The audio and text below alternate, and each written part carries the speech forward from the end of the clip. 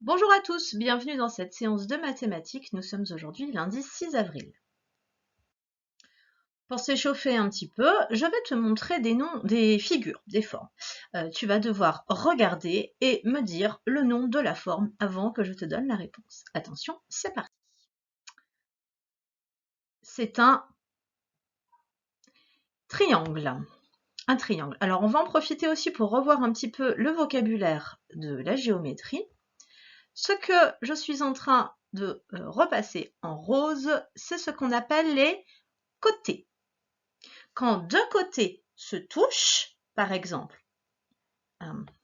ici, ici ou là, la pointe que ça forme, c'est-à-dire l'endroit pile où les deux côtés se rencontrent, c'est ce qu'on appelle un sommet. Un triangle a 3 sommets et 3 côtés. Figure suivante.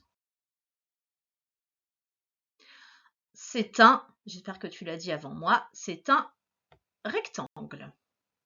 Peux-tu me dire combien il y a de côtés dans le rectangle?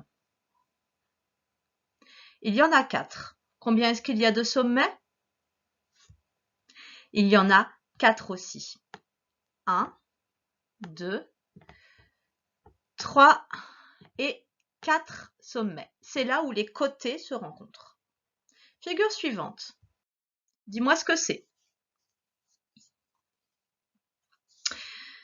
Alors, on évite de dire un rond, parce que voilà, c'est pas vraiment le bon terme, c'est un cercle. En fait, si on ne parle que du tour, c'est un cercle. Par contre, si on se dit, tiens, il est plein, et on considère tout ce qu'il y a à l'intérieur, ça s'appellera un disque. Mais si tu me parles seulement de ce qu'il y a autour, c'est un cercle. Voilà. Est-ce qu'il y a des côtés dans un cercle? Non, il n'y a pas de côtés dans un cercle. Donc, comme il n'y a pas de côtés qui peuvent se rencontrer, il n'y a pas non plus de sommet. Un cercle. Figure suivante, dis-moi ce que c'est.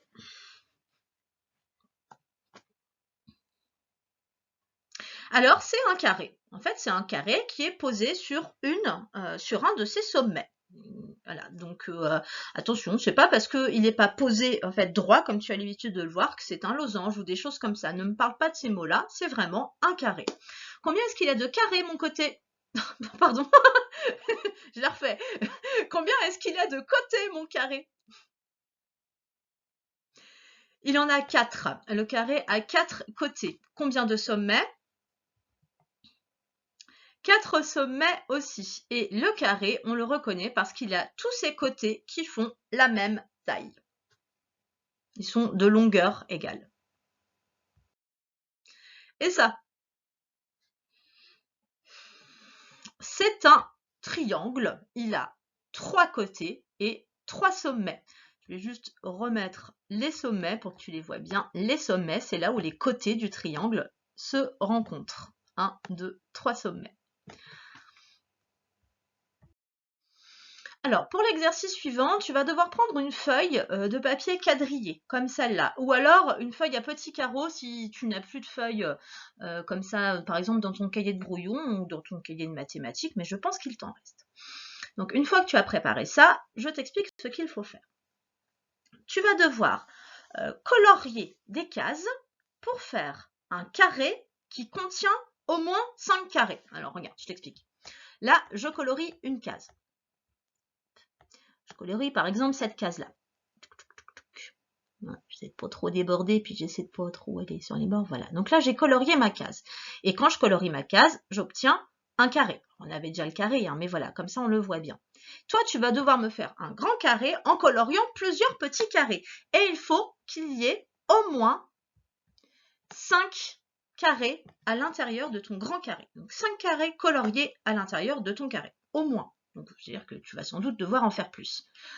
Bon, allez, je me tais, je suis pas sûre d'être très claire. Je te laisse faire avec ce que tu as compris. Donc, colorier des petits carrés, au moins 5, pour faire à la fin un grand carré. Je te laisse faire pause et travailler. Allez, si tu as réussi à faire un carré, je vais te montrer moi aussi comment j'ai fait mon carré. Alors, j'ai colorié une case, 2 cases, 3 carrés, pardon. Bon, pourquoi je parle de cases? 4 carrés, 5 carrés, donc là, ça y est, j'ai colorié mes 5 carrés. Mais bah, évidemment, tu vois bien qu'on n'est pas arrivé à un carré tout de suite, en fait. Hein. Donc, il va falloir rajouter des carrés. Hop, j'en rajoute un là. Donc là, j'ai obtenu une figure qui s'appelle un rectangle. J'ai 2 petits côtés de chaque qui sont comme ça et 2 grands côtés qui sont comme ça. Mais moi, je veux un carré, ça veut dire que tous les côtés doivent être de la même longueur. Alors, je vais en rajouter en bas. 2, 3, hop, ah bah là, ça y est, j'ai un carré. Un carré qui a des côtés qui font 3 carrés. Mais peut-être que tu as voulu en rajouter plus encore, et c'était tout à fait possible. Hop, en rajouter un de chaque côté. Et cette fois, je me retrouve avec un carré qui a des côtés de 4 petits carrés. C'était une solution. Pour faire l'exercice suivant, tu vas encore devoir colorier des carrés. Donc, tu vas devoir colorier des carrés, mais pour cette fois, faire un rectangle qui devra contenir, c'est-à-dire que dans le rectangle, il devra y avoir au moins 6 carrés. 6, au moins. Donc ça veut dire que tu peux en faire plus. Donc au moins 6 carrés pour faire ton rectangle. Je te laisse faire pause, chercher et je te propose une solution après. Alors je te rappelle la consigne, normalement il fallait bien arriver à un rectangle qui contient 6 carrés. Alors je vais te montrer ce que j'ai colorié. 1 carré, 2 carrés, 3 carrés. Ben là j'ai déjà un rectangle. Hein, 2 petits côtés sur les côtés et 2 grands en haut et en bas.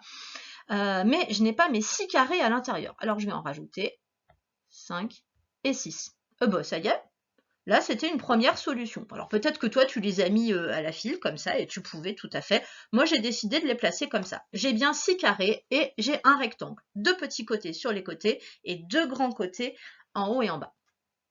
On pouvait encore en rajouter si on avait envie au bout. Il y avait plusieurs solutions.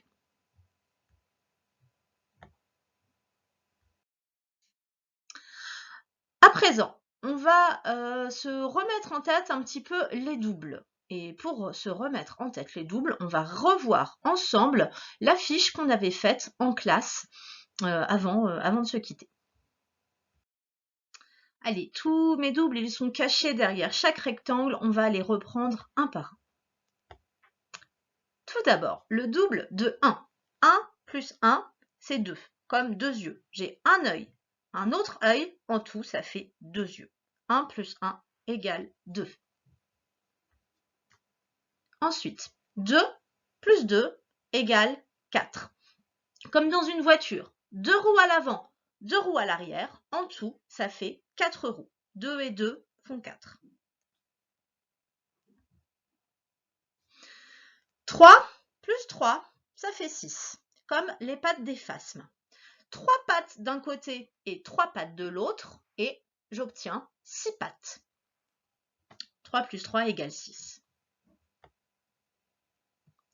4 plus 4, ça fait 8. Comme la coccinelle qui a 4 points sur l'aile de gauche, 4 points sur l'aile de droite, et en tout, ça lui fait 8 points. 5 plus 5 égale 10. J'ai 5 doigts sur ma main droite. Enfin, pour toi à gauche, bref. 5 doigts ici, 5 doigts là. En tout, je sais que j'ai 10 doigts. 5 plus 5 égale 10. Alors j'ai caché, ma tête la cache un petit peu le deuxième domino, mais c'est un deuxième 5.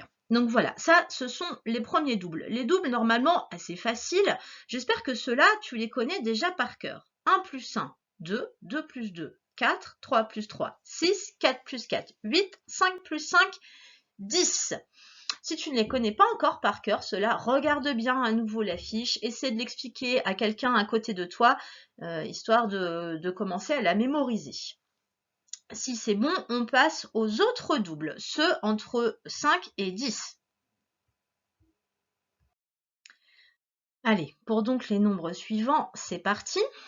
6 plus 6 égale 12. Il faut que tu penses à la douzaine d'œufs.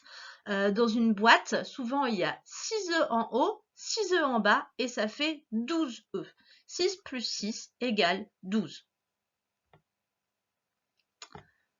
7. On avait pris l'exemple des 7 nains. Normalement, ils sont 7. On imaginait une tribu de 7 nains qui rencontrait une autre tribu de 7 nains. Et à eux tous, ils devenaient 14 nains. 7 plus 7 égale 14. Ensuite, 8 plus 8. On a pris l'exemple d'une pieuvre qui avait 8 tentacules. Les tentacules, c'est ses bras, voilà, tout mou. Et la deuxième pieuvre qui avait aussi 8 tentacules. Et donc, à elles deux, elles avaient en tout 16 tentacules. 8 plus 8 égale 16. Pour le 9, on avait pris des cartes.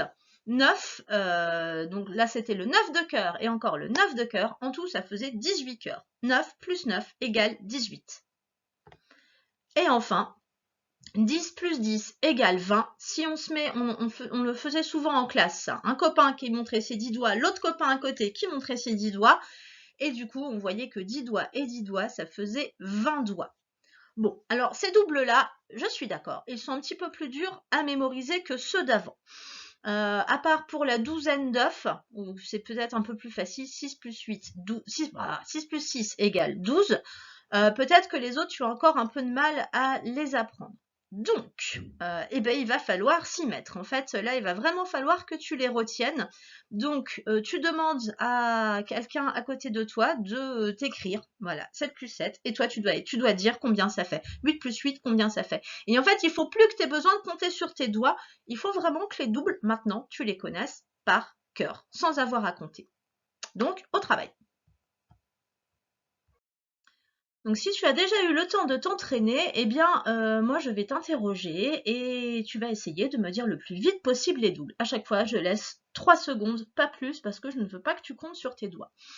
Allez, des premiers doubles, pas trop compliqués. On y va. 5 plus 5. Il faut dire la réponse, hein. La réponse, c'était 10. On continue. 3 plus 3. 6. 9 plus 9. 18. 4 plus 4. 8. 6 plus 6. 12. Si déjà tu as eu du mal à répondre à ces questions-là, repars un petit peu en arrière, re-entraîne-toi avec quelqu'un pour connaître les doubles sans hésitation. Et voilà, si au contraire, cette partie-là, c'était bon pour toi, on peut passer à la suite de l'entraînement. Il va y avoir d'autres doubles un peu plus compliqués. Allez, c'est parti. Encore une fois, il faut que tu me dises le plus vite possible la réponse pour les doubles que je te demande. C'est parti. 7 plus 7. 14. 8 plus 8. 16. 5 plus 5. 10. 10 plus 10. 20. 9 plus 9. 18. Toujours pareil, si c'était compliqué, continue à t'entraîner. Il faut vraiment que maintenant tu les saches par cœur. Cette vidéo est courte volontairement puisque maintenant je veux que tu ailles t'entraîner à connaître tes doubles par cœur. Si tu connais déjà tes doubles par cœur, je t'invite à aller sur le petit site dont je t'ai parlé la dernière fois où il y a des opérations, des petites additions à faire. Donc ça, j'ai remis le lien dans le mail pour les papas et les mamans. Donc maintenant, entraînement. Ça va être maintenant à toi de jouer. Je t'ai dit, cette vidéo, elle est vraiment courte, mais pour te laisser le temps de t'échauffer encore un peu chez toi. Donc, à toi, comme le petit bonhomme là qui porte ses haltères, de t'entraîner pour que tu deviennes de plus en plus costaud en maths, en ayant tous ces automatismes, en connaissant tous tes doubles et tes petites opérations pour lesquelles tu vas maintenant pouvoir t'entraîner. Allez, à demain, mardi. Au revoir.